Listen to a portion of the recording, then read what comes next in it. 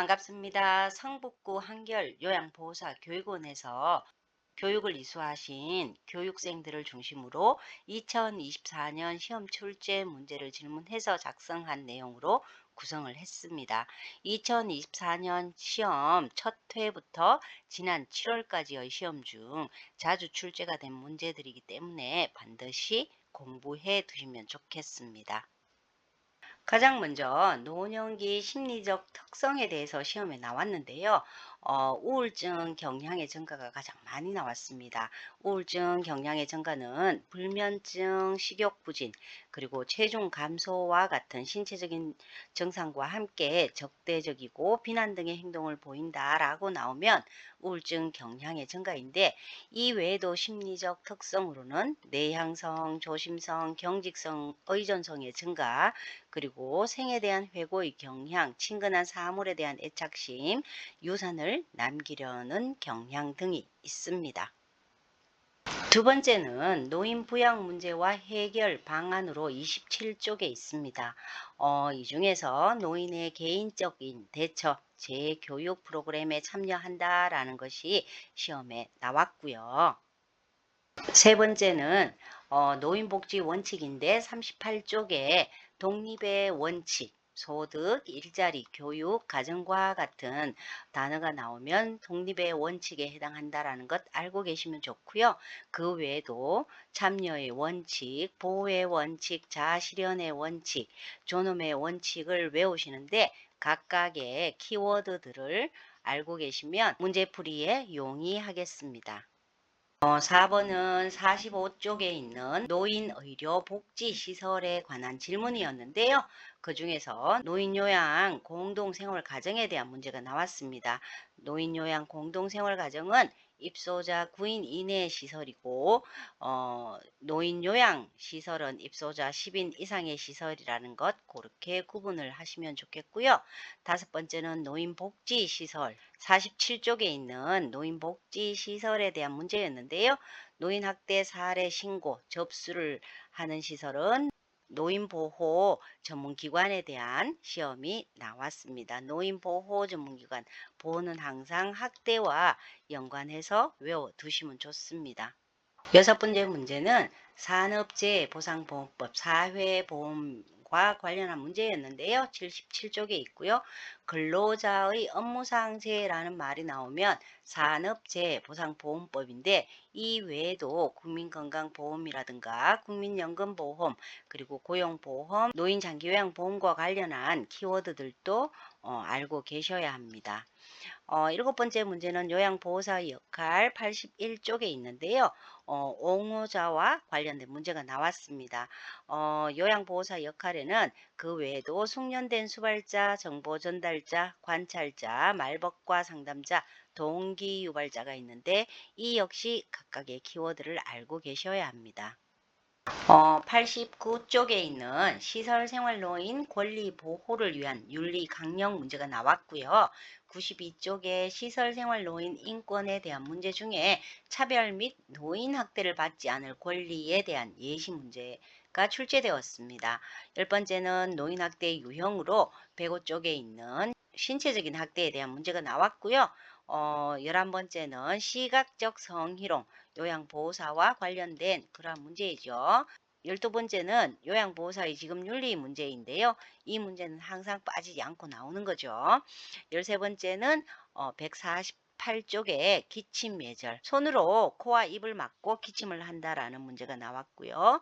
그리고 150페이지에 옴 관련해서 감염 질환 중에 옴과 관련한 관리법에 대한 문제가 나왔고요.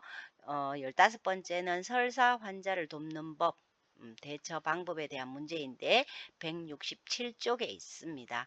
16번째는 신경계통별 주요 질환으로 천식의 발생 원인에 대한 문제가 출제되었네요. 17번은 노인 심혈관 질환의 특징에 대한 문제로 심혈관계 변화에 대한 문제가 출제되었습니다. 18번째는 전립선 비대증의 요실금 원인에 대한 문제가 출제되었고요. 19번째는 녹내장 관리법, 20번째는 선망 대상자의 치료 및 예방 224쪽에 있습니다. 21번은 뇌졸중, 후유증 중에 언어 장애와 관련한 문제가 출제되었고요. 22번째는 파킨슨 질환의 증상 248쪽에 있는 파킨슨 질환 증상과 관련한 문제가 출제되었습니다. 23번은 절주 방법, 24번은 예방접종 주기와 관련한 문제인데요. 표를 익히셔야지만 풀 수 있었던 문제였습니다. 25번은 의사소통 방법 중에서 비언어적 의사소통 방법에 대한 문제가 출제되었습니다. 다음은 293쪽에 있는 노인성 난청 대상자와 이야기하는 방법, 28번은 방문 요양 기록, 24시간 방문 요양을 할 때 기록 업무는 어떻게 해야 하는지와 관련한 문제가 출제되었습니다.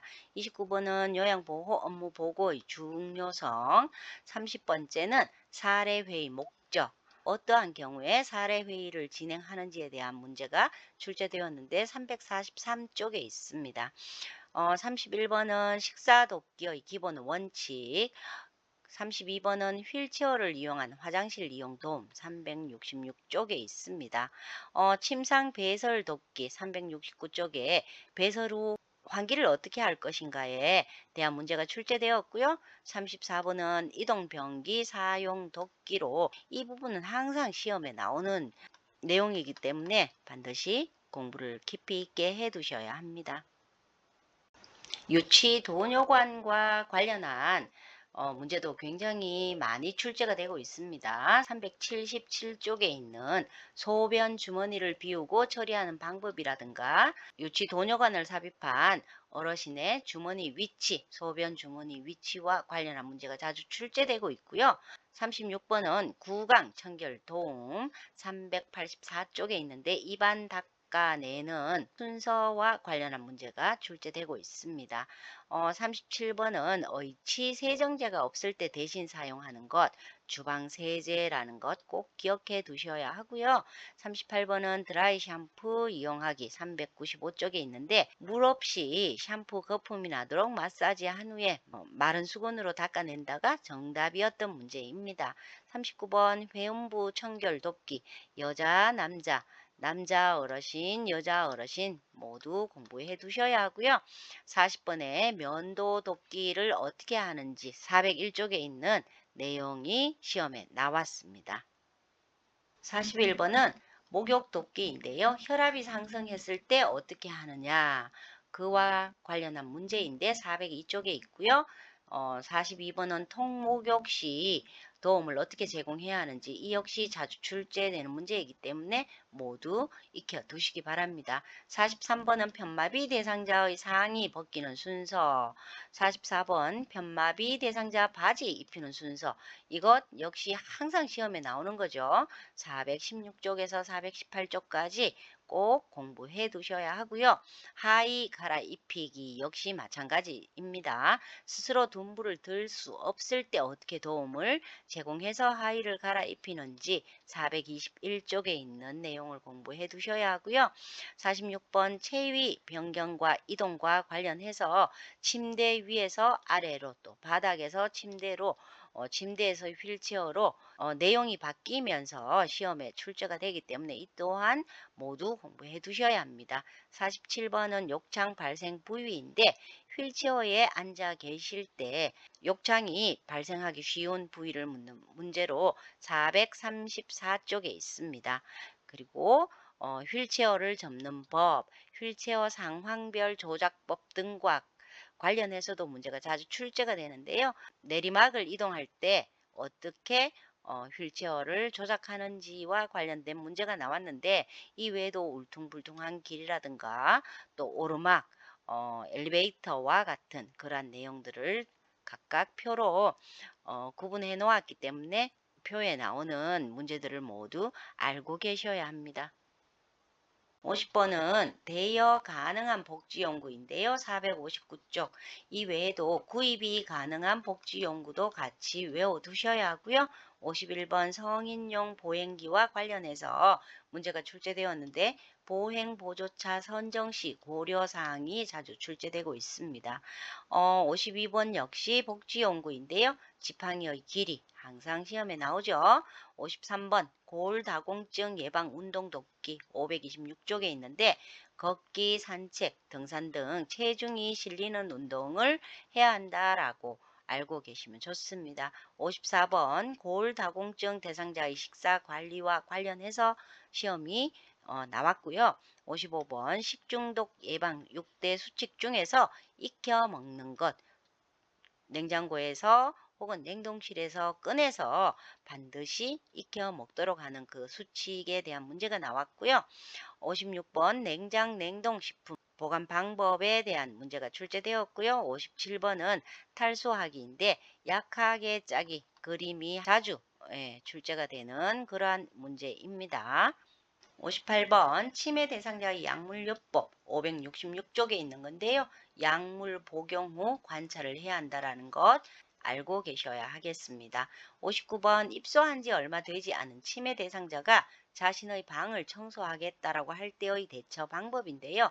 집에서 초기이기 때문에 집에서 하던 대로 자신의 방을 청소하게 한다가 정답입니다. 60번 음식 섭취 관련 행동 심리 증상으로 578쪽에 있는 식사 거부에 대한 대처 방법과 관련해서 문제가 출제되었고요. 61번 수면 장애 580쪽에 있는 문제인데 밤에 자주 깰 때 어떻게 대처해야 하는지 62번 배회 대상자를 돕는 방법으로 581쪽에 있는 안전한 배회 코스 만들어주기 63번 부적절한 성적 행동을 할 때 어떻게 대처해야 하는지와 관련한 문제인데요. 단호하게 말을 하거나 행동 교정도 때때로 도움이 된다라는 것과 관련한 문제가 출제되었습니다. 64번 항상 시험에 나오는 문제죠. 석양증후군과 관련해서 문제가 출제되었는데 애완견과 놀기 문제가 출제되었습니다. 65번은 치매 대상자와의 의사소통으로 기본 원칙에 대한 문제가 출제되었고요. 66번 인지자극훈련 중에서 중증 대상자가 실시할 수 있는 프로그램 흩어진 낱글자로 단어 만들기 620쪽에 있습니다. 67번은 임종 적응 단계 중에서 타협 단계와 관련한 문제가 출제되었고요. 68번 임종 대상자 돕기와 관련해서는 환경 관리를 어떻게 하느냐에 관한 문제인데 좋아하는 음악을 틀어주기가 정답이었습니다. 69번 사전 연명 의료 의향서 작성 635쪽에 있습니다. 70번은 감염성 질환인데요. 노로바이러스 장염이 나왔는데 그 외에도 결핵, 독감, 코로나19 옴, 이와 관련한 내용들을 알고 계셔야 합니다. 71번 맥박이나 호흡이 정상일 때 의식 없는 대상자의 처치 방법 655쪽에 있는 그러한 내용의 문제가 출제되었고요. 72번 응급처치 중에서 출혈시 대처, 그 다음에 경련시 대처, 그리고 골절시 대처 등 자주 출제가 되는 문제이기 때문에 각각의 응급 상황에 대한 대처 방법을 익혀 두셔야겠습니다. 마지막으로 자동 심장 충격기 사용인데 이 역시 항상 시험에 나오는 문제이기 때문에 모두 알아두셔야 되는데 도착 즉시 적용을 해야 한다라는 것 그리고 사용 순서가 어떤지 패드 부착 위치라든가 다양한 내용으로 나오기 때문에 모두 익혀 두셔야겠습니다. 날씨도 더운데 공부하시느라고 고생이 많으시고요. 모두 시험에 합격하셔서 현장에서 만나 뵙게 되기를 기원하겠습니다. 감사합니다. 복지 콕콕이었습니다.